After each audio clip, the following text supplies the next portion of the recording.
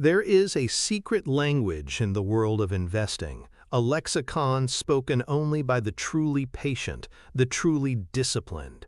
It's a language that doesn't concern itself with the daily chatter of the market, the frantic buying and selling, the ticker symbols flashing across a screen like a meaningless digital fever dream. Instead, this language describes something far more permanent, far more foundational. It speaks of castles and moats, of irreplaceable fortresses that stand the test of time, immune to the sieges of competition and the erosion of fleeting trends. And no one in modern history has spoken this language more fluently, more profitably than Warren Buffett. The core of his philosophy, the genetic code of his wealth-building machine, is not simply about buying cheap stocks. It's about buying pieces of businesses that are, in some fundamental way, irreplaceable. It is a deep appreciation for the profound power of scarcity. We are told that capitalism is a system of brutal competition, where any advantage is quickly copied, and any high profit margin is a siren's call to a swarm of new entrants who will drive it down to mediocrity. And for 99% of businesses, this is the unvarnished truth. They live on a knife's edge, in a constant battle for relevance, a single misstep away from being replaced by a cheaper, faster, or newer alternative. But Buffett's entire career has been a masterclass in ignoring that 99%. He searches for the 1%, for the companies that operate under a different set of rules. He looks for businesses that possess a unique, unreproducible asset, a dominant brand, a strategic location, or a market position so entrenched that throwing billions of dollars at the problem won't dislodge it. This is the very essence of scarcity value. It is a competitive advantage that is not just wide, but deep and permanent. It's better than a monopoly, because a legal monopoly can be undone by a change in law. A true scarcity asset is woven into the very fabric of culture, commerce, or geography. Understanding this principle is the key that unlocks the door between average returns and generational wealth. It's the intellectual firewall that prevents the single most costly mistake an investor can make: falling for the siren song of the commodity business, the company with a temporary edge, the fad stock that shines brightly before collapsing into dust. These companies are vulnerable. They are exposed to the brutal winds of price wars, technological disruption, and shifting consumer tastes. Investing in them is a speculation on staying one step ahead of the horde. Investing in a business with true scarcity value, however, is different. It is an investment in permanence. It is the financial transformation that every serious investor seeks. The ability to identify and own these incredible wealth-compounding machines, not for a quarter or a year, but for a lifetime. We will now deconstruct this powerful mental model, breaking it down into its 5 fundamental pillars to build a complete framework for seeing the world through Buffett's eyes. We begin with the most powerful and most misunderstood form of scarcity, the irreplaceable brand. To truly understand the weight Buffett places on an untouchable brand, we have to travel back in time, not to a boardroom, but to a moment of global financial panic. The year is 1988, the ghost of Black Monday. The catastrophic market crash of October 1987 still haunted Wall Street. Fear was palpable. Investors who had been burned were swearing off stocks, convinced that the game was rigged and that another shoe was about to drop. Volatility was the new normal, and the consensus was to huddle in the safety of bonds and cash. This was the environment of extreme pessimism, the very antithesis of the dot-com mania that would follow a decade later.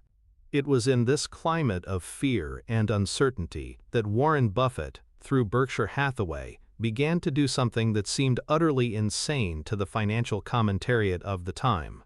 He started buying stock in the Coca-Cola Company. And he wasn't just nibbling, he was buying with a veracity that bordered on obsession. Between 1988 and 1989, Berkshire Hathaway accumulated shares of Coca-Cola, ultimately investing a staggering $1.02 billion. At the time, this represented nearly a quarter of Berkshire's entire book value. It was a massive, concentrated bet, the kind of move that could make or break a legacy. The pundits were aghast. Coca-Cola was seen as a mature, slow-growth company. Its best days were supposedly behind it. The world was becoming more health-conscious. How could this old-world relic of a company be the place to deploy such an immense amount of capital, especially in such a fearful market? But the critics were playing checkers while Buffett was playing three-dimensional chess. They were looking at spreadsheets. He was looking at the human mind. Buffett later explained his reasoning, and it had almost nothing to do with quarterly earnings projections or price-to-earnings ratios in the conventional sense. He performed a simple but profound thought experiment, a mental model he often uses to cut through the noise. He asked himself, if you were to give me $100 billion today, and you told me to take away the global market leadership of Coca-Cola, could I do it?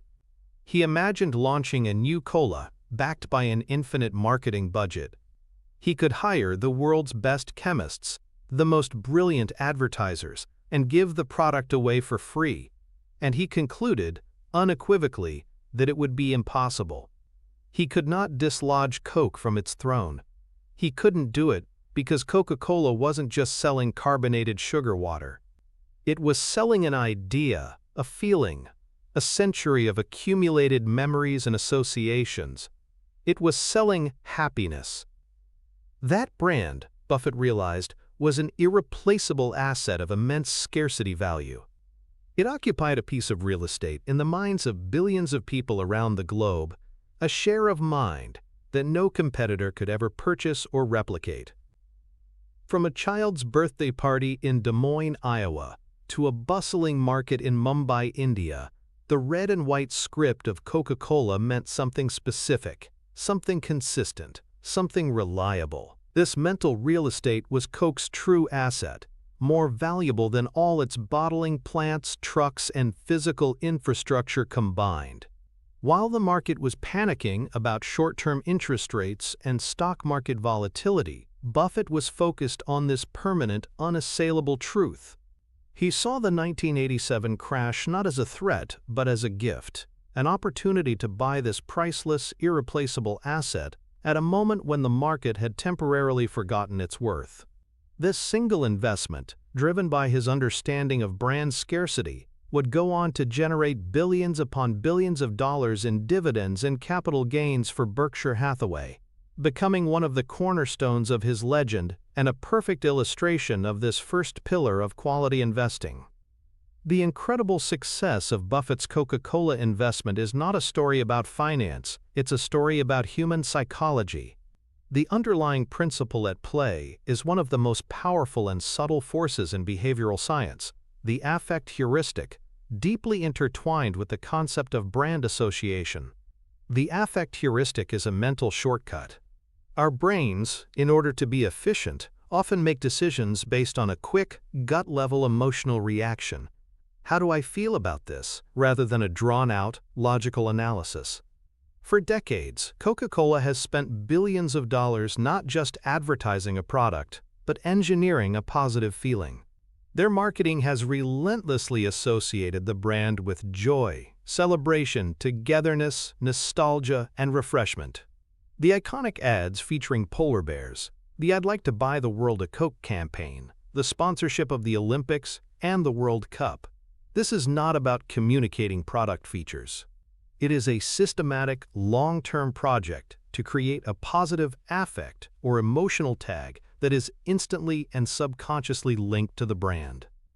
When a consumer stands in front of a cooler, faced with a dozen choices, the decision-making process is rarely rational. They don't conduct a chemical analysis of the ingredients or compare the price per milliliter. Instead, their brain takes the shortcut. It sees the familiar red can, and the entire neural network of positive associations fires up. The brain asks, "How do I feel about Coke?" And the answer, conditioned by a lifetime of exposure, is "I feel good." This positive feeling becomes a proxy for a good decision. This is the essence of brand equity. It is a cognitive moat. This process works on a cerebral level by creating strong neural pathways. Every time we see a Coke ad during a happy moment, like a family holiday, or share a Coke with friends, our brain strengthens the connection between the product and the positive emotion. This is classical conditioning, the same principle discovered by Pavlov with his dogs. Over time, the brand itself becomes the stimulus that triggers the feeling of happiness, even in the absence of the original context. This emotional branding short-circuits the logical part of our brain that might consider a cheaper store brand or a healthier alternative. The competitor isn't just fighting against Coke's recipe or its distribution network. It's fighting against a lifetime of your own cherished memories. This is why Buffett's thought experiment was so brilliant. He understood that even with $100 billion, you cannot synthetically create a century of authentic, lived experiences in the minds of billions of people. You cannot buy nostalgia. You cannot purchase a place on the dinner table of 3 different generations of a family. This psychological lock-in is what gives a company like Coca-Cola its astonishing pricing power. They can incrementally raise prices year after year, and the vast majority of consumers won't even consider switching, because the emotional cost of that switch feels greater than the few cents saved. They are not just buying a beverage, they are reaffirming a comfortable, happy part of their identity. To translate this profound insight into a practical tool, we can develop what I call the global mindshare test. This is a mental model, a blueprint you can use to apply this pillar of scarcity value to your own investment analysis and business strategy. It consists of 4 distinct steps. Step 1 is to clearly identify the product or service in its most basic form. For Coca-Cola, it's flavored sugar water. For Disney, it's animated films and theme parks. For Nike, it's athletic apparel. Strip away the marketing and the mystique, and define what is actually being sold. This is a crucial first step to avoid getting caught up in the hype. Step 2 is to conduct Buffett's blank slate thought experiment. You must ask the question with brutal honesty. If I were given a truly unlimited pool of capital, hundreds of billions of dollars, and the world's best talent, could I create a new competitor from scratch that could realistically dethrone the incumbent from its #1 global position within a decade? Be rigorous. For a generic software company, the answer is likely yes. For a new social media app, maybe. But for Coca-Cola, for Disney's library of characters, for the trust embedded in the Johnson & Johnson name, the answer is almost certainly no. If the answer is no, you have identified a powerful form of scarcity value, a deep-seated brand equity that money alone cannot buy. Step 3 is to test for pricing power, the ultimate financial manifestation of a strong brand. Look at the company's history. Have they been able to consistently raise prices at or above the rate of inflation without losing significant market share? Read their annual reports, listen to their investor calls. Do executives talk confidently about price realization and brand value, or are they constantly worried about competitive pricing pressure and promotional environments? A company that has to constantly offer discounts to keep its customers is not a fortress. It's a shopkeeper in a bazaar. A company that can confidently pass on its own rising costs to its customers, who will willingly pay, owns a piece of their customers' minds. The 4th and final step is to look for cultural permanence. Is the brand or product woven into the daily rituals, traditions, and habits of society? See's Candies, another iconic Buffett investment, is a perfect example. It became a traditional gift for Valentine's Day, Christmas, and birthdays on the West Coast. That act of giving See's became a self-reinforcing cultural habit. Coca-Cola is present at sporting events, movie theaters, and family gatherings worldwide. When a brand transcends being merely a product and becomes part of the cultural furniture, it has achieved a level of irreplaceability that is extraordinarily valuable. By systematically applying these 4 steps, defining the product, running the blank slate test, verifying pricing power, and assessing cultural permanence, you move beyond simple financial analysis and begin to truly understand the deep, psychological moat that protects the world's greatest businesses. To fully appreciate the wisdom of this approach, we must examine its opposite, the path of the 99%, the investment strategy that leads most people to ruin. This is the siren song of the trendy, the novel, and the unproven. The antithesis of investing in an irreplaceable brand is chasing the flash-in-the-pan company, These are businesses built on fleeting fads, temporary technological advantages, or aggressive, short-term marketing blitzes, rather than decades of accumulated trust. Think of the countless trendy clothing brands that were ubiquitous one year and forgotten the next. Think of fad diets or miracle exercise equipment that exploded in popularity through infomercials, only to end up in dusty garage sales. These companies often look incredibly exciting on the surface. Their revenue growth can be explosive, and the media narrative surrounding them is often intoxicating. This creates a powerful fear of missing out, a herd bias that pulls investors in. The fundamental mistake these investors make is confusing momentum with a durable competitive advantage. They see rapid growth and assume it will continue indefinitely, without ever stopping to ask the hard questions from our mental model. They never conduct the blank slate test. If they did, they would realize that a competitor could easily replicate the trendy product, often with a slightly different marketing angle or a lower price, and steal market share. They don't test for pricing power because, in reality, these companies have none. Their entire existence is often predicated on being new and different, and as soon as that novelty wears off or a competitor offers a discount, their customers vanish. They have no cultural permanence. They are, by definition, temporary fixtures. A classic example from the corporate world can be seen in companies that rely on a single, unprotected patent or a charismatic but mortal founder. For a time, they may appear to have an unassailable moat, but time is the enemy of all non-permanent advantages. Patents expire. Technology gets leapfrogged. Charismatic founders retire or pass away, leaving a culture that cannot be replicated. The investor who buys into these stories is making a speculative bet that the company can somehow defy gravity and turn its temporary advantage into a permanent one. This is a low-probability wager. The path of the 99% is littered with the wreckage of once-hot stocks that failed to build a lasting brand connection. They rented customer attention. They never truly owned a piece of their minds. By ignoring the principle of scarcity value in branding, these investors doom their portfolio strategy to a cycle of boom and bust, forever chasing the next hot thing, instead of patiently compounding wealth in businesses built for eternity. The financial connection between a scarce, irreplaceable brand and a company's performance is not abstract or academic, it is direct, quantifiable, and profound. It manifests itself most clearly in two key areas: the income statement and the balance sheet. First, let's look at the income statement. The most obvious impact is on gross margins.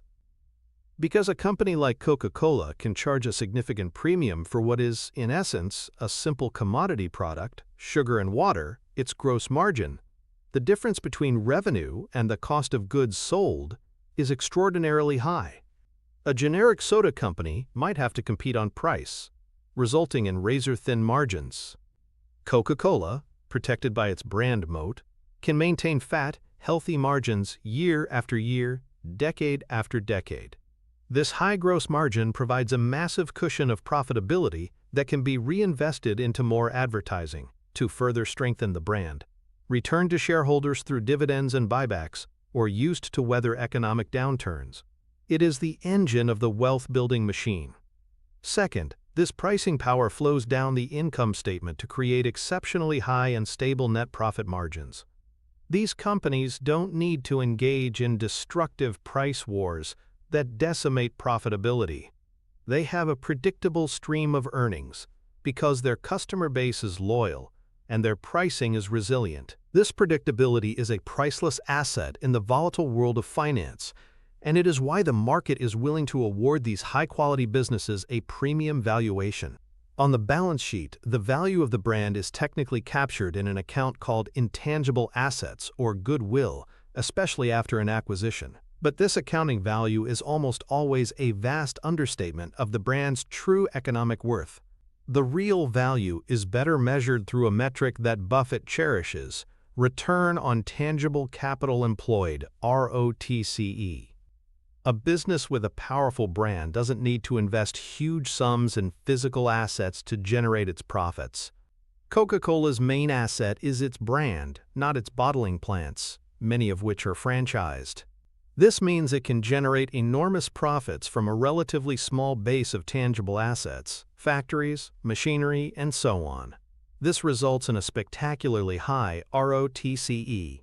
This is the financial holy grail, a business that requires very little capital to grow and gushes cash. This cash can then be used for value-accretive activities, creating a virtuous cycle of compounding shareholder wealth. When you compare this to a capital-intensive commodity business like an airline or a steel mill, the difference is stark.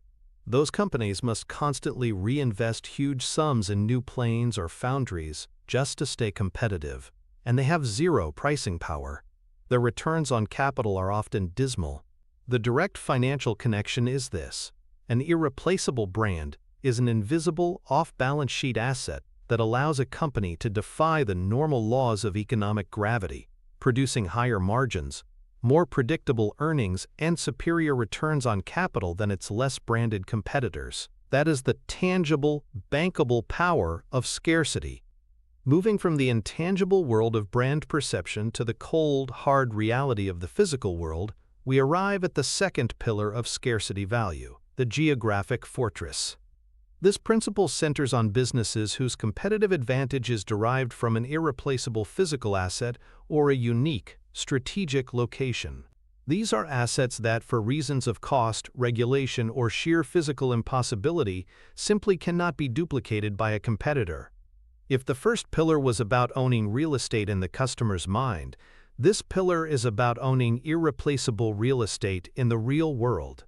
And there is no greater example of this in Buffett's portfolio than his massive, all-in bet on the American economy, the Burlington Northern Santa Fe Railroad, or BNSF. In 2009, in the depths of the Great Recession, when fear and pessimism were once again at a fever pitch, Berkshire Hathaway announced its intention to acquire the remaining 77% of BNSF it didn't already own, in a deal valued at a colossal $44 billion. It was, at the time, the largest acquisition in Berkshire's history. Once again, the world was stunned. Why buy a massive, old economy railroad? Aren't trains a relic of the 19th century? But Buffett saw what others missed. He wasn't just buying a collection of locomotives and freight cars. He was buying a geographic fortress, an irreplaceable asset of staggering proportions. Consider the BNSF network. It is a web of over 32,000 miles of track, primarily spanning the western United States, connecting the ports of the Pacific coast to the industrial and agricultural heartland of America. It is the circulatory system for the American economy, carrying the grain, coal, chemicals, and consumer goods that are the lifeblood of the nation. Buffett's core insight was elegantly simple. Try building another one. Just imagine the task. You would need to acquire a continuous, 100-foot-wide strip of land stretching from Chicago to Los Angeles. You would have to negotiate with hundreds of thousands of individual landowners, navigate a labyrinth of federal, state, and local zoning laws, conduct environmental impact studies that would take decades, and blast through mountain ranges. The cost would not be in the billions, but in the trillions. And even then, it would be politically and logistically impossible. The existing BNSF network is, for all practical purposes, a permanent and unreproducible asset. This creates a powerful and durable economic moat. For the heavy, bulk commodities that BNSF transports, there is often no viable alternative. You cannot efficiently ship millions of tons of coal or grain by truck. It would be prohibitively expensive. You cannot send it by air. For many of its customers, shipping on its key routes, BNSF is the only game in town. It is a monopoly, or, at best, a duopoly with its primary competitor, Union Pacific, in many markets. This is scarcity value in its most tangible form. It's not a brand that could theoretically fade. It is 32,000 miles of steel bolted to the ground. Buffett's acquisition was not a bet on the next quarter's earnings. It was a bet that for the next century and beyond, the American economy would need to move vast quantities of physical goods from where they are produced to where they are consumed, and that this irreplaceable rail network would be the most efficient way to do it. He had purchased a private, unregulated toll road on the American economy itself. The psychological principle underpinning the power of a geographic fortress like BNSF is a combination of the status quo bias and the endowment effect. These cognitive biases explain why existing, irreplaceable infrastructure holds such a powerful and lasting advantage. The status quo bias is our innate preference for the current state of affairs. Our brains are wired to resist change, as change introduces uncertainty and requires cognitive effort.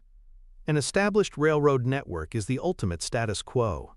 The entire economic ecosystem of the western United States, farms, mines, ports, factories, has been built around the existing rail lines for over a century. Supply chains are optimized, factories are located, and cities have grown based on the assumption that this network is permanent. The idea of disrupting this deeply entrenched system is so monumental and so costly that our collective decision-making apparatus defaults to maintaining the status quo, which in turn benefits the owner of that infrastructure. The endowment effect further solidifies this advantage. This principle, first identified by behavioral economists like Richard Thaler, states that we place a higher value on things we own or that are already part of our environment simply because they are ours. Society is, in a sense, endowed with the BNSF rail network. It's a part of our national infrastructure. The perceived cost and pain of losing that network or trying to replace it is far greater than the perceived benefit of creating a new, hypothetical competitor. We overvalue what already exists. This is why the NIMBY, not in my backyard phenomenon, is so powerful. Even if a new rail line could be proven to be economically beneficial, every community along its proposed path would fight it tooth and nail, fearing the disruption, noise, and change to their own endowed reality. The psychological barriers to replicating a geographic fortress are, in many ways, even more formidable than the financial ones. Buffett understood this intuitively. He knew that the BNSF network was not just a collection of assets on a balance sheet. It was an endowed part of the American landscape, protected by a powerful psychological inertia. A competitor wouldn't just be fighting BNSF. They would be fighting the ingrained habits, economic dependencies, and status quo bias of an entire nation. This makes the moat around a business like BNSF incredibly deep. While other companies worry about a new technology or a clever startup disrupting their business model, BNSF's primary competitors are the laws of physics and the deep-seated psychological resistance to monumental change. This is the cerebral foundation of the geographic fortress, a defense built not just on steel and land, but on the predictable and powerful biases of the human mind.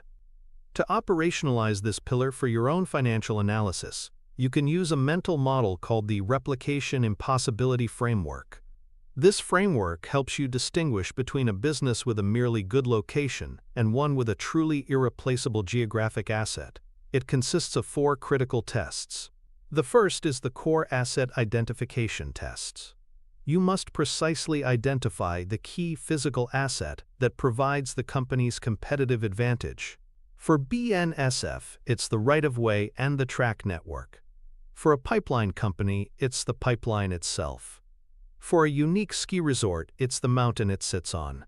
For a port operator, it's the deep water harbor. Be specific. If you can't point to a tangible, unique physical asset, you are not looking at a geographic fortress.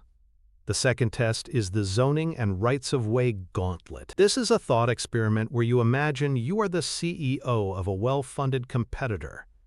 Your task is to replicate the core asset identified in Step 1. You must then map out with brutal realism every single legal, regulatory, and environmental hurdle you would face. Could you acquire the land? Could you get the zoning permits? Could you pass the environmental impact statements in today's political climate? For most true geographic fortresses, the answer is a resounding no. The regulatory moat is just as important as the physical one.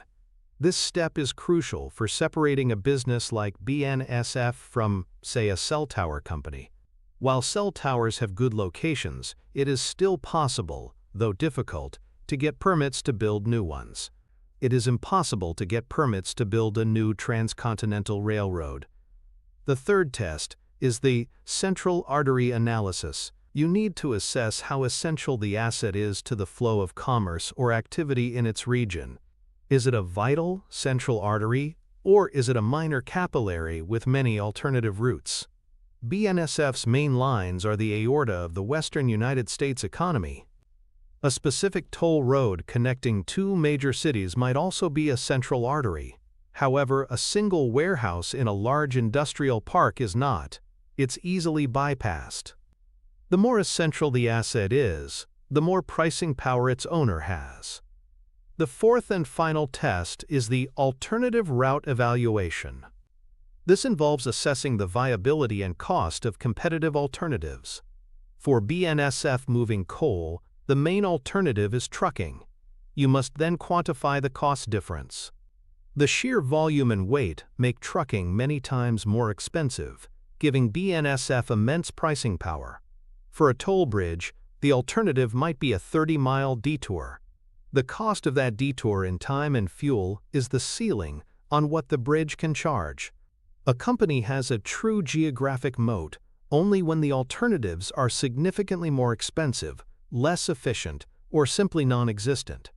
By applying this four-step framework, you can develop a rigorous, systematic way to identify businesses that own a piece of the earth so strategic that it grants them a nearly permanent claim on a slice of the economy. The path of the 99% provides a stark contrast, revealing the common mistakes investors make when they misinterpret this principle. The antithesis of owning a geographic fortress is investing in a business whose location is easily replicated or commoditized. The most common pitfall is mistaking a good location for an irreplaceable one. Consider the retail industry. A corner store or a restaurant might have a fantastic location on a busy intersection. For a time, it may be highly profitable. An undisciplined investor might see the success and conclude the business has a powerful moat. But this is a fatal error in financial analysis. What is stopping a competitor from renting the vacant lot across the street and building a nearly identical store? The answer is nothing. The location is good, but it is not scarce. The industry is littered with examples of restaurant rows or retail strips, where intense competition drives down profits for everyone. Another example is the trucking industry. While trucking is essential to the economy, the core asset, the public highway system, is owned by everyone and no one.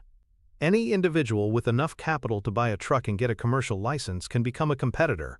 There are hundreds of thousands of trucking companies in the United States, from massive fleets to single owner operators. This lack of any geographic scarcity or barrier to entry leads to brutal price competition and notoriously thin profit margins. The investor who fails to distinguish between a user of a public network, a trucking company, and the owner of a private network, a railroad, is destined for poor long-term returns. The failure here is one of imagination and rigor. The average investor sees a successful business and attributes that success to its location, without applying the replication impossibility framework. They don't ask the hard questions. They don't run the thought experiment of trying to compete with the business. They simply assume that current success implies a durable advantage. This leads them to overpay for businesses in highly competitive industries like retail, hospitality, and logistics, where any temporary geographic advantage is quickly arbitraged away by new entrants. They are buying a business on a battlefield, not a business inside a fortress. This is a fundamental error in portfolio strategy that continuously exposes them to the destructive forces of open competition, the very thing a scarcity value investor seeks to avoid at all costs. The direct financial connection between owning a geographic fortress and a company's financial statements is solid and easily identifiable.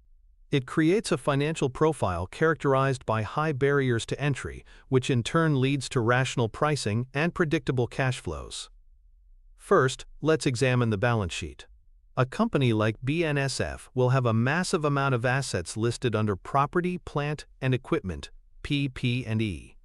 This can initially look daunting, suggesting a highly capital-intensive business, and it is, Maintaining a rail network costs billions of dollars a year. However, the key is not the amount of capital employed, but the return generated on that capital over the long term. Because the asset is irreplaceable and competition is limited, the returns are protected. This leads us to the income statement. The defining characteristic of a geographic fortress is its pricing power. BNSF can charge prices that ensure it earns a healthy profit above its cost of capital because its customers often have no other choice for moving their goods. This translates into strong, stable, and predictable revenue streams. You won't see the wild swings in revenue that a commodity producer or a hot tech company might experience.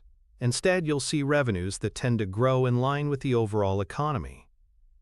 This predictability is golden for a long-term investor. The limited competition also means a more rational pricing environment. Railroads don't typically engage in the kind of self-destructive price wars that plague the airline industry. This discipline, born of an oligopolistic market structure, protects profit margins for all players. Perhaps the most important financial metric is free cash flow generation. While capital expenditures are high, they are also predictable. A well-run geographic fortress can generate massive and consistent operating cash flows that, even after accounting for maintenance capital, leave a substantial amount of free cash flow. This is the cash that can be used to pay dividends, buy back shares, or invest in new value-accretive projects. It is the lifeblood of shareholder returns. So when you look at the financials of a potential investment, you are searching for this specific pattern: a heavy asset base on the balance sheet, but one that is coupled with consistently high returns on invested capital, stable revenue growth, rational profit margins, and prodigious free cash flow generation.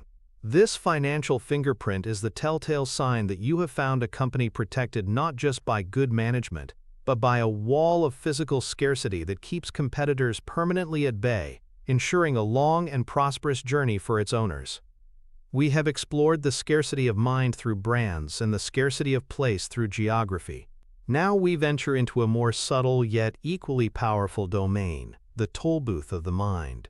This third pillar of scarcity value is about businesses that create a competitive advantage through high switching costs, or by deeply embedding themselves into the habits and routines of their customers. This is a psychological moat, one that makes leaving a product or service so inconvenient, costly, or emotionally difficult that customers remain loyal even when presented with cheaper or technically superior alternatives. The business becomes a toll booth that the customer must pass through out of sheer habit, or because the pain of finding a new route is too great. The masterstroke that best illustrates this concept is Buffett's investment in American Express during the infamous salad oil scandal. The year was 1963. American Express was primarily known for two things: its traveler's checks and its charge card, which were symbols of prestige for affluent consumers. However, it had a third, more obscure division: warehousing. This division would inspect and certify inventories of goods for companies, who would then use that certified inventory as collateral for loans. One of its clients was the Allied Crude Vegetable Oil Refining Corporation, run by a man named Tino DeAngelis. In what became one of the biggest financial frauds of the era, DeAngelis created a phantom empire of salad oil. His warehouses were supposed to be filled with valuable vegetable oil, but they were mostly filled with seawater, with only a thin layer of oil floating on top. When the fraud was uncovered, Allied Crude collapsed, and the banks who had loaned money against the worthless collateral turned to American Express, whose warehousing division had certified it. Wall Street panicked. Rumors flew that the liability from the fraud would bankrupt the entire American Express company. The stock price was cut in half, plummeting from over $60 to $35. This was a classic blood-in-the-streets moment. Everyone was selling, convinced Amex was doomed. But Warren Buffett, then a young partnership manager, sensed an opportunity. He didn't rely on Wall Street rumors. He did his own primary research, his scuttlebutt method. He began visiting restaurants, travel agencies, and talking to merchants who accepted the American Express card and traveler's checks. He would ask them, "Have you noticed any change in the number of people using the card since this scandal broke?" He talked to customers. He even went to his local bank and asked if they were still selling Amex travelers' checks with the same confidence. The answer he got back was a resounding, universal no. No one cared about the salad oil. The scandal in an obscure warehousing division had absolutely no impact on the perception of the core business. Buffett realized that American Express's true business wasn't warehousing, it was the trust and habit built around its payment products.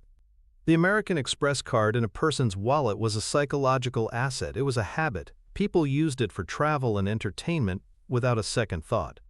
The traveler's check was the gold standard for secure travel money. The brand's reputation with its core customers was completely insulated from the warehouse division's failure. The switching costs were high, not just financially, but psychologically. To stop using Amex meant changing a deeply ingrained habit, losing the prestige associated with the card, and finding a new, less trusted way to manage travel expenses.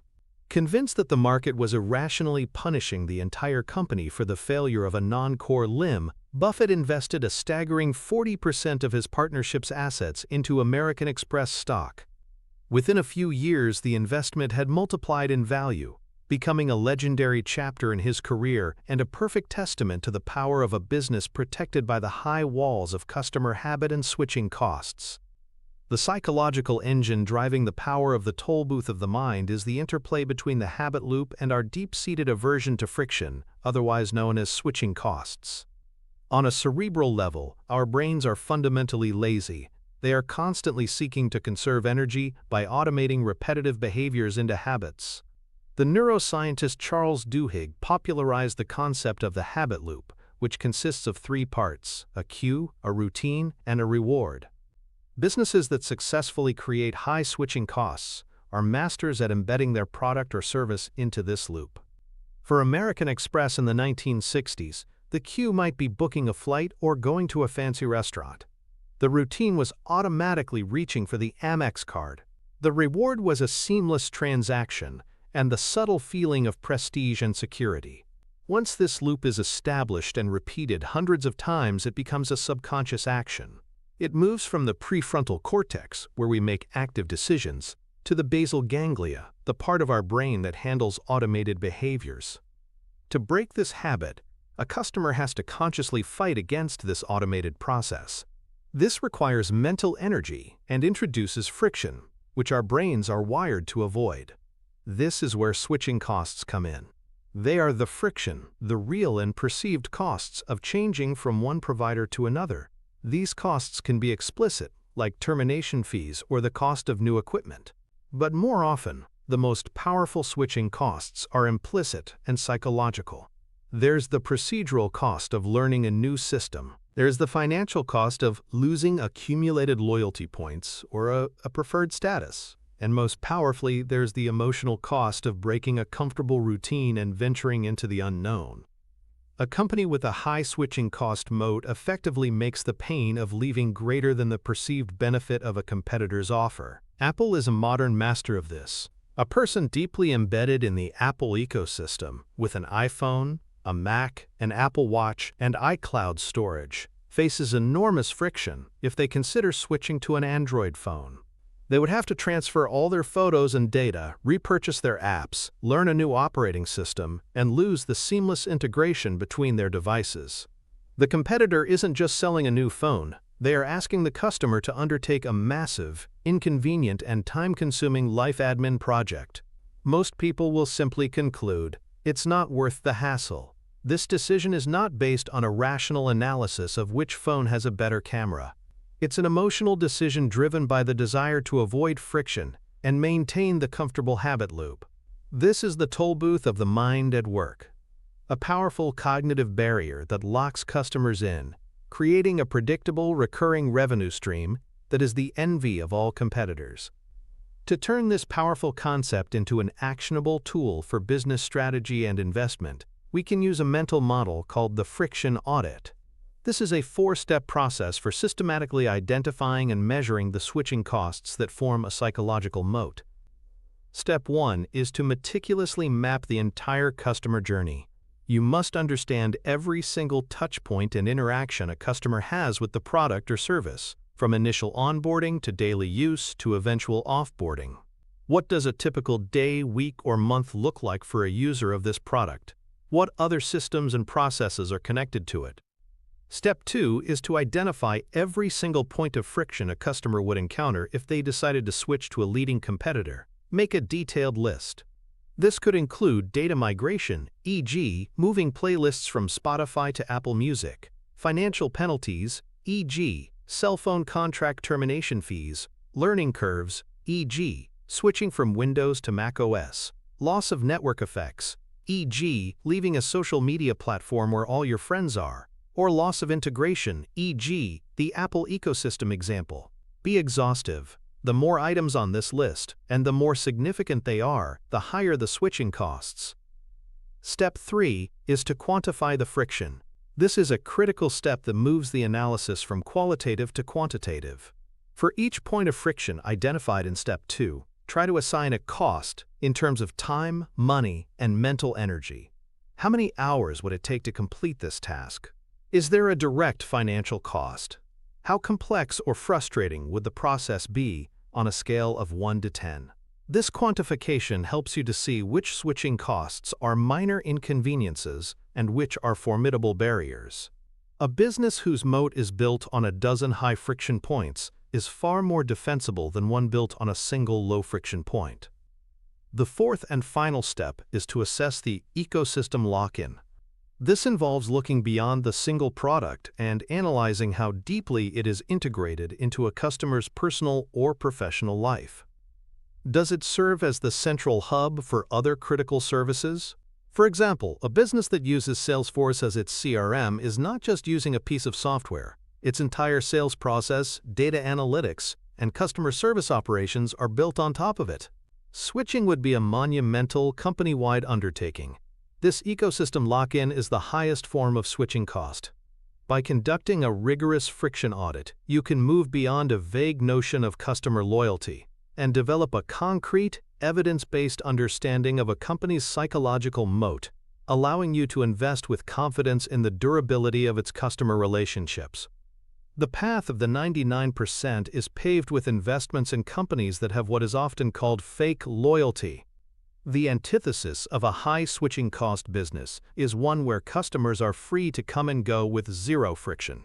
These are businesses that exist in a state of perfect competition, where the slightest change in price or service can lead to a mass exodus of their customer base. A prime example is a typical gas station.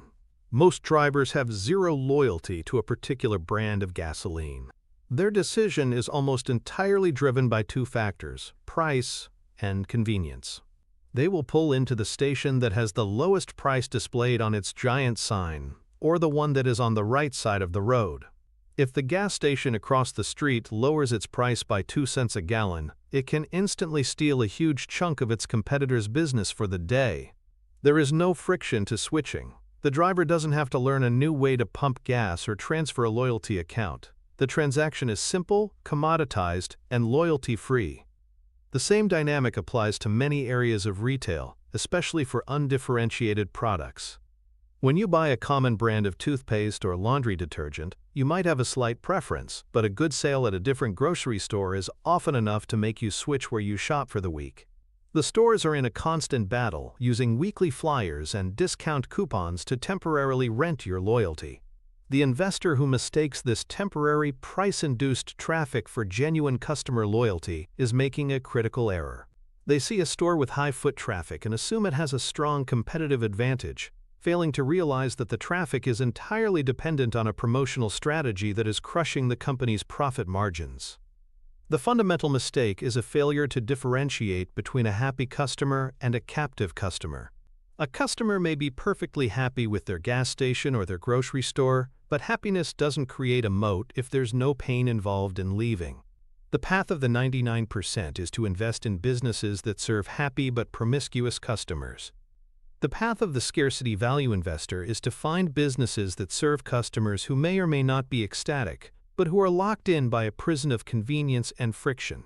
By failing to conduct a friction audit, The average investor consistently overestimates the loyalty of customers in low switching cost industries, leaving their portfolio exposed to the brutal realities of price wars and margin erosion. They are investing in businesses built on sand, not on the bedrock of ingrained human habit. The direct financial connection of a high switching cost moat is one of the most beautiful things an investor can find on a company's financial statements. It creates a profile of extreme predictability and profitability. The most immediate and powerful impact is on a metric known as customer lifetime value, or CLV. Because customers are locked in and unlikely to leave, they will continue to generate revenue for the company for many years, or even decades. This dramatically increases the total profit a company can expect to earn from each new customer it acquires. A business with high switching costs can therefore justify spending more on sales and marketing to acquire a customer than a low switching cost competitor, allowing it to grow faster and capture more market share. This low churn rate, the percentage of customers who leave in a given period, is a key performance indicator. Businesses with a strong psychological moat will have exceptionally low and stable churn rates. This directly translates to highly predictable, recurring revenue streams. Think of a software-as-a-service SaaS company that is deeply integrated into its clients' workflows. They can predict, with a very high degree of accuracy, what their revenues will be next quarter and next year, because they know their customers aren't going anywhere. This predictability is highly prized by the market and leads to premium valuations. Furthermore, this customer captivity often grants the company significant pricing power. Once a customer is locked into an ecosystem, the company can incrementally raise prices year after year, and the customer will often pay it because the cost and hassle of switching are still greater than the price increase. This leads to expanding profit margins over time. Finally, certain high switching cost businesses, like banks or insurance companies, have an additional, magical financial benefit that Buffett adores: float. Float is money that the company holds on behalf of its customers but gets to invest for its own profit. Think of the balance in your checking account or the insurance premiums you pay up front. The company holds this cash before it has to pay it out. Because customers are sticky, this pool of float is stable and long-term, providing a free source of investment capital that can be used to generate even more profits. The financial fingerprint is unmistakable: high customer lifetime value, low churn, predictable recurring revenues, expanding margins, and in some cases, a massive and profitable float. This is the tangible financial firepower of a business that has successfully built a toll booth in the minds of its customers. We now arrive at the fourth pillar, a form of scarcity that is not built by the company itself, but granted to it by a higher power, the government. This is the regulatory castle, a business protected by a moat of licenses, patents, or regulations that make it legally difficult or impossible for competitors to enter the market. This is perhaps the most clear-cut and powerful form of competitive advantage, as it is enforced by the full faith and credit of the law. While a brand can fade and a location can be bypassed, a government-granted monopoly or oligopoly is a fortress with armed guards at the gate.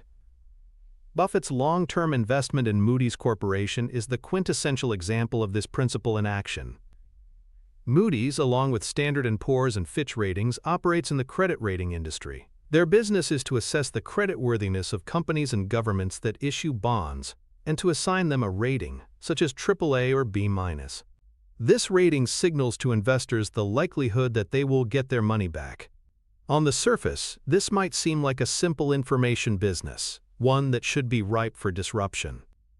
But Moody's has a truly spectacular economic moat that has nothing to do with being the best at financial analysis. Its moat is a regulatory one. For decades, a vast web of laws and regulations has been woven around the financial system that effectively mandates the use of their services.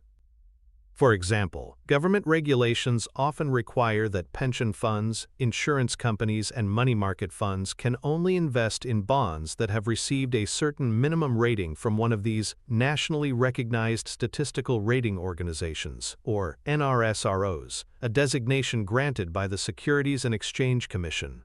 The pool of companies with this designation is incredibly small. This means that if a major corporation wants to raise billions of dollars by selling bonds to these large institutional investors, it must go to Moody's or S&P and pay them a handsome fee to get their bonds rated. The customer's purchase is not optional, it is mandatory. Buffett understood the breathtaking power of this business model. Moody's has a customer base that is legally required to use its services.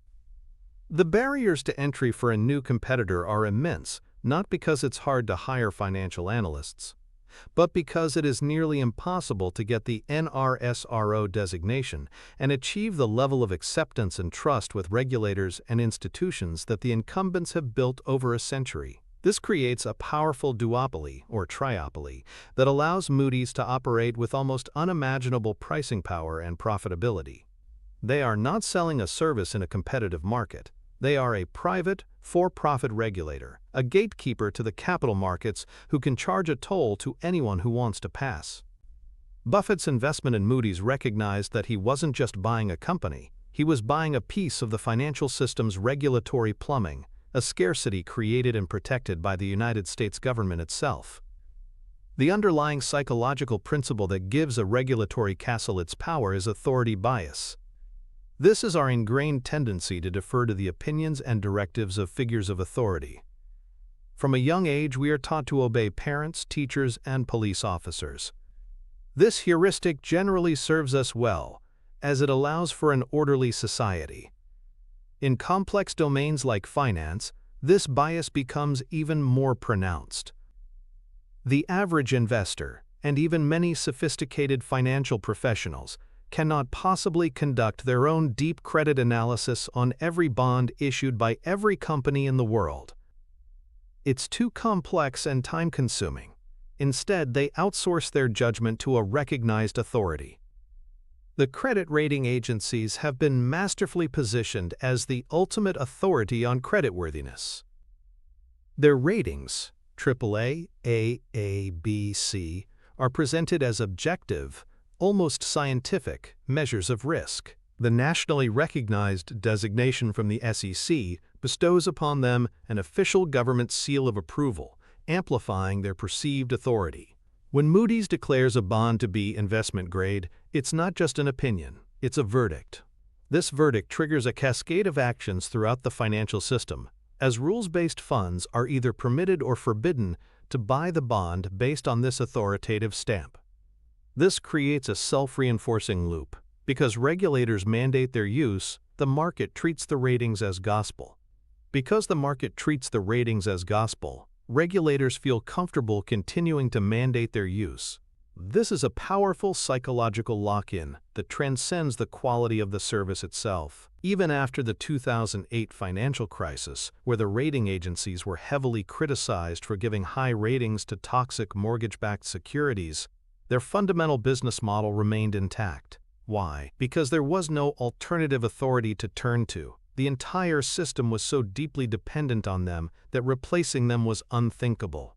Authority bias, supercharged by regulatory mandate, makes the service provided by a company like Moody's seem not just valuable but essential and legitimate, insulating it from the normal competitive pressures that would punish a company for such a catastrophic failure of its core function.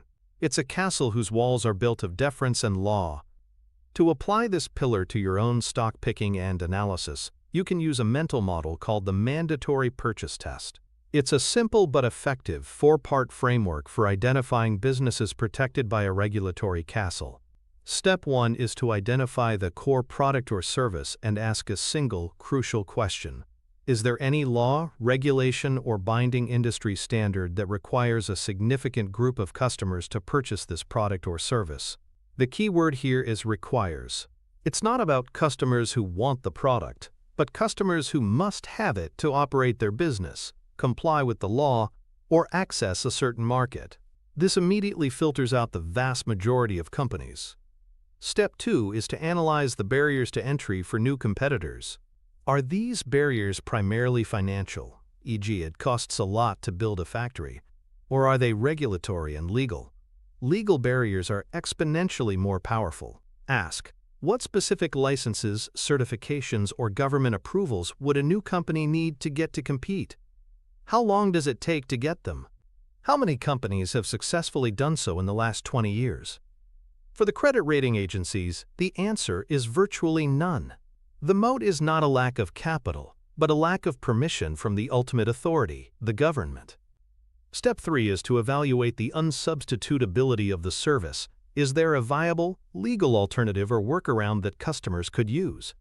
In the case of credit ratings for regulated bond funds, there is none.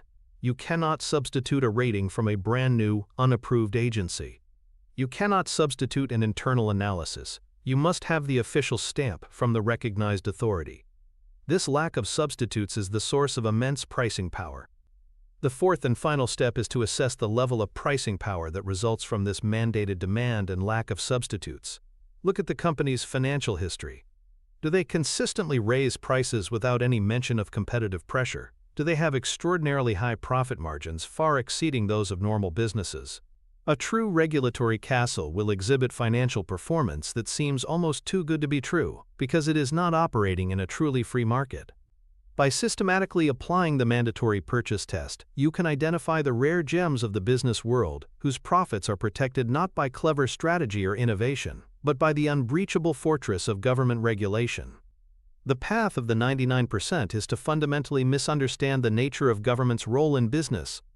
The antithesis of investing in a regulatory castle is investing in a business that is on the wrong side of regulation, one that is heavily regulated but operates in a competitive environment. This is a critical distinction. The best example of this is the airline industry. Airlines are subject to a massive amount of government regulation from the FAA and other bodies, covering everything from safety standards to labor laws to gate assignments at airports. However, none of this regulation grants them any scarcity value. In fact, it does the opposite. The regulations often increase their operating costs and complexity without limiting the number of competitors. The average investor often makes the mistake of lumping all regulated industries together. They see that both a credit rating agency and an airline are subject to government oversight and assume the dynamics are similar. This is a catastrophic failure of analysis. Moody's has regulation that creates the mandatory customer base and Sun limits NIMS competition. Airlines have regulation that imposes costs and does not limit competition in any meaningful way on most routes. The result is a brutal competitive landscape. Anyone with enough capital can lease planes, hire pilots, and get the necessary certifications to start a new airline and compete on price. This is why the airline industry, over its entire history, has been a wealth-destroying machine, with countless bankruptcies and dismal long-term returns for investors. Another common mistake is to overvalue patents. A patent is a form of government-granted monopoly, but it is a temporary one. A pharmaceutical company might have a blockbuster drug that generates billions in profits, protected by a patent.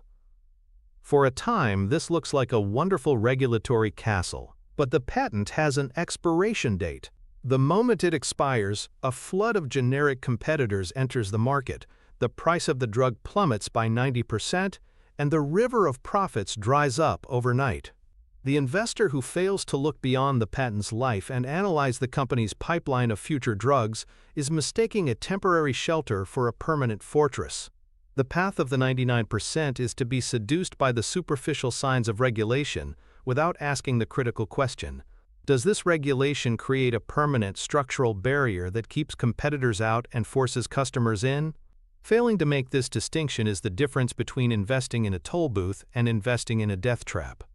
The direct financial connection between a regulatory castle and a company's financial statements is the most dramatic and impressive of all the scarcity pillars.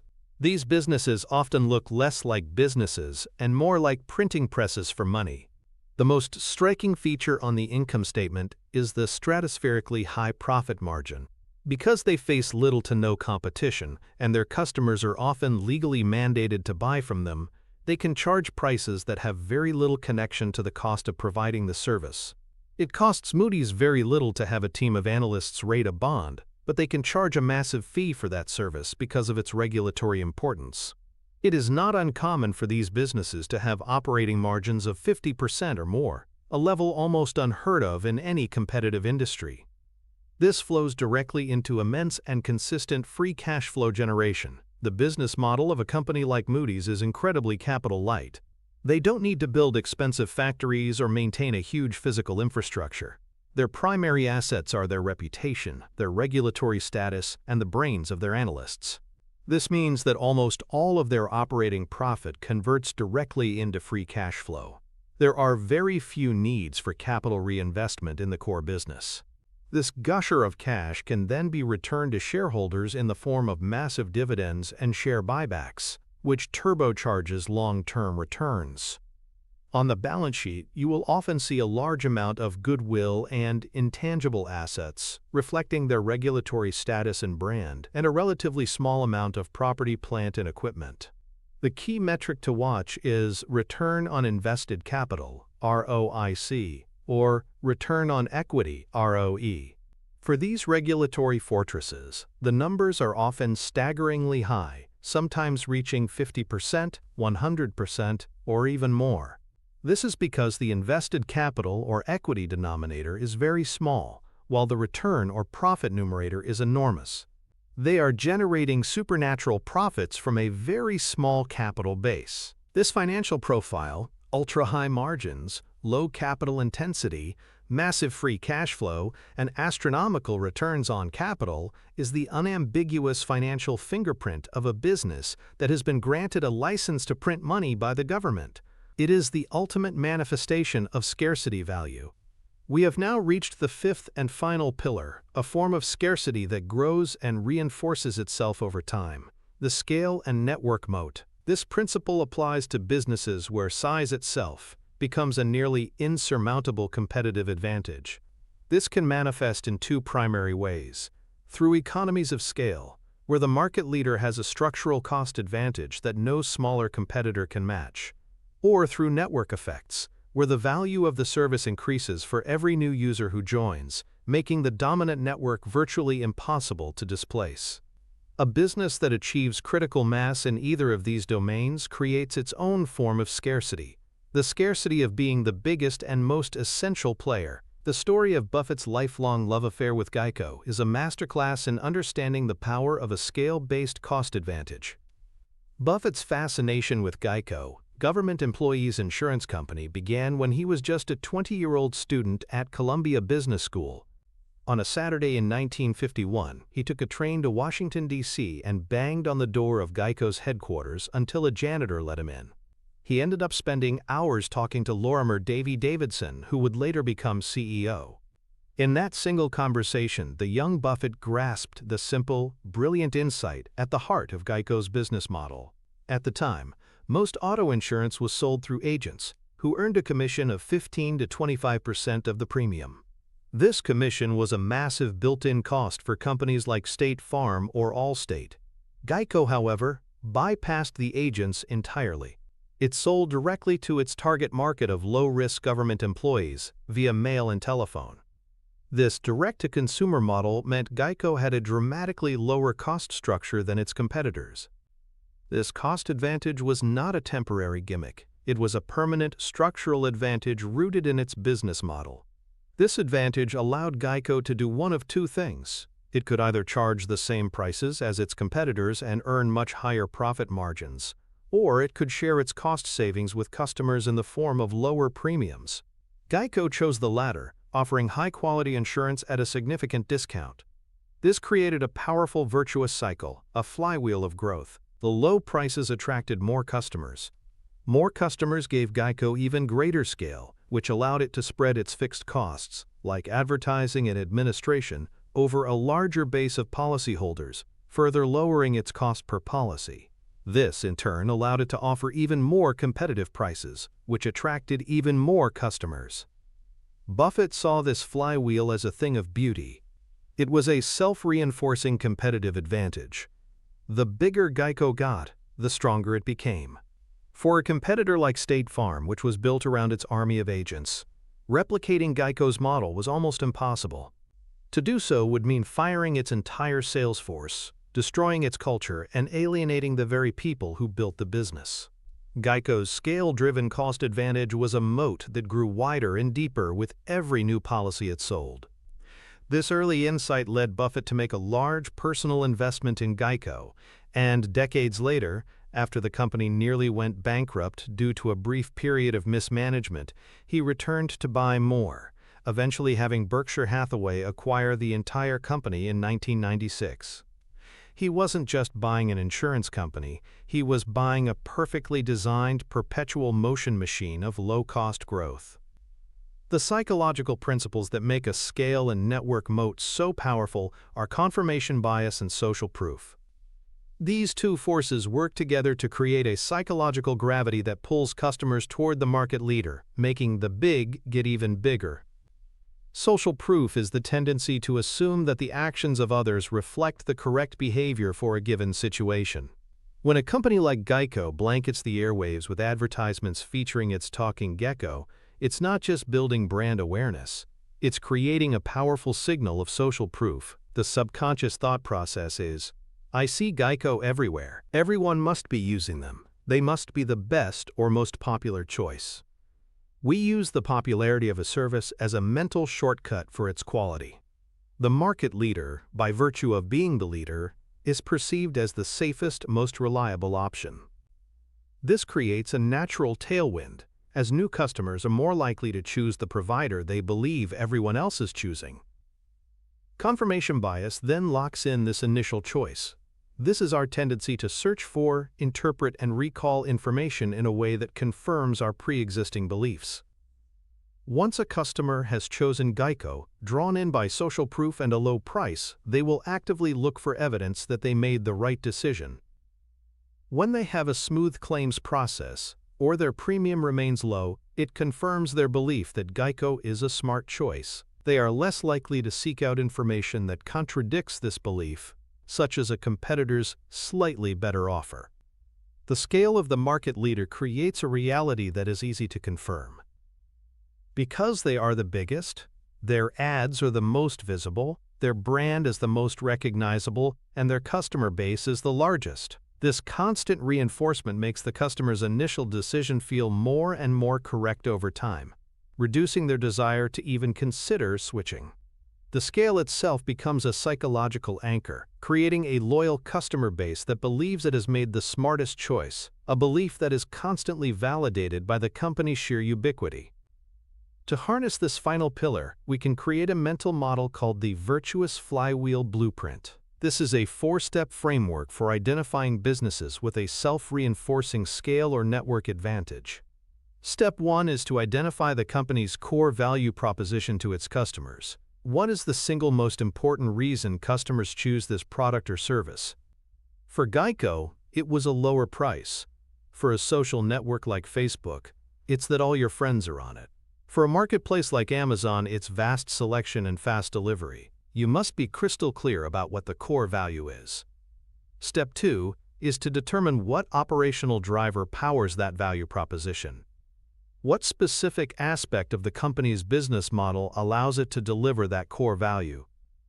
For Geico, the driver was its direct-to-consumer model, which created a low-cost structure. For Facebook, the driver is the existing user base. For Amazon, it's its massive investment in logistics and fulfillment centers. This step connects the customer-facing value to the internal company mechanics. Step 3 is the most crucial. You must ask if gaining more customers reinforces the driver. This is the test for the flywheel effect. For Geico, yes, more customers led to greater scale, which further lowered the unit costs, reinforcing the low price advantage. For Facebook, yes, every new user who joins makes the network more valuable for all existing users, reinforcing the all your friends are here value proposition. For Amazon, yes, more customers attract more third-party sellers, which increases selection, which in turn attracts even more customers. If the answer to this question is a strong yes, you have likely identified a virtuous flywheel. The fourth and final step is to look for the escape velocity point. Has the business reached a scale where the flywheel is spinning so fast that it has effectively widened the gap with competitors to a point that is almost unbridgeable? Has it achieved a critical mass that creates its own gravity? Geico, Facebook, and Amazon have all clearly passed this point. Their scale is no longer just an advantage, it is a fortress. By applying this blueprint, you can distinguish between companies that are merely growing and companies whose growth is actively making them stronger and more dominant, creating a powerful and self-perpetuating scarcity that is the hallmark of a truly great long-term investment. The path of the 99% is to be blind to the dynamics of scale. The antithesis of a virtuous flywheel is a business that suffers from diseconomies of scale, one that actually gets worse as it gets bigger. Many investors fall into the trap of simply equating big with good, assuming that a large company must have a scale-based moat. This is a lazy and often costly assumption. Consider a high-end, bespoke consulting firm or a top-tier law firm. Their primary asset is the talent and reputation of a small number of key partners. As they try to grow, they are forced to hire more consultants or lawyers. It is very difficult to maintain the same ultra-high level of quality across hundreds or thousands of employees. The brand can become diluted, bureaucracy can set in, slowing down decision-making. The very things that made the firm great when it was small are eroded by the process of getting big. Another classic example is a restaurant chain that grows too quickly. A single owner-operated restaurant can be a wonderful business, with great food and a unique atmosphere. But when the owner tries to expand into a national chain of hundreds of franchises, it is incredibly difficult to maintain quality control. The magic is often lost. The business becomes standardized and commoditized, losing the very scarcity value it once had. The investor who buys into the parent company of this rapidly expanding chain, seeing only the top-line revenue growth, is failing to see the underlying decay in the core value proposition. The fundamental mistake is assuming that scale benefits are universal across all industries. They are not. They are specific to business models where a larger size leads to lower costs per unit or a stronger network effect. The investor on the path of the 99% fails to apply the virtuous flywheel blueprint. They see growth and extrapolate it into the future without ever asking if that growth is making the business structurally stronger or weaker. They are seduced by the size of the company's revenues without understanding the health of its moat. This leads them to invest in bloated, inefficient behemoths that have grown past their optimal size and are now struggling under the weight of their own complexity, mistaking a giant for a fortress when it is, in fact, just a bigger target. The direct financial connection of a scale and network moat is clear, quantifiable, and a powerful driver of long-term shareholder value. For a business with economies of scale like Geico, the proof is found directly on the income statement in the form of a consistently lower expense ratio than its competitors. In the insurance industry, the combined ratio, which includes the loss ratio and the expense ratio, is the key measure of profitability.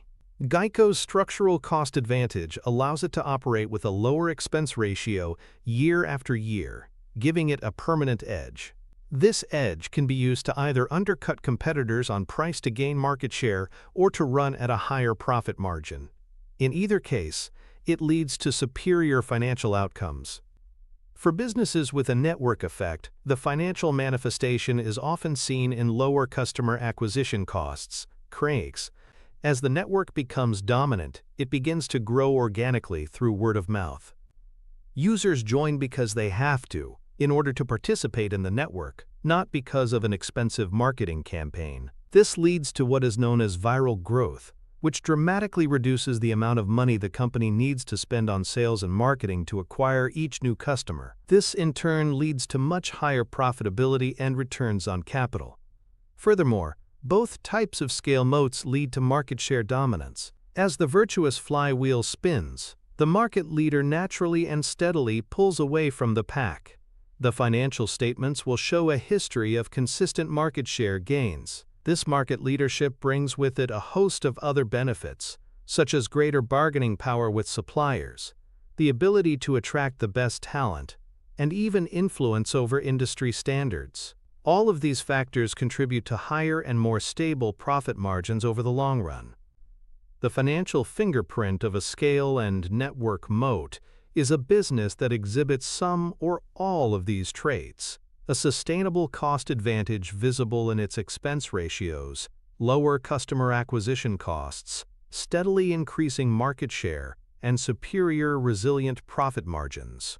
It is the financial evidence of a company that has not only won the race, but has now been able to change the rules of the race in its own favor.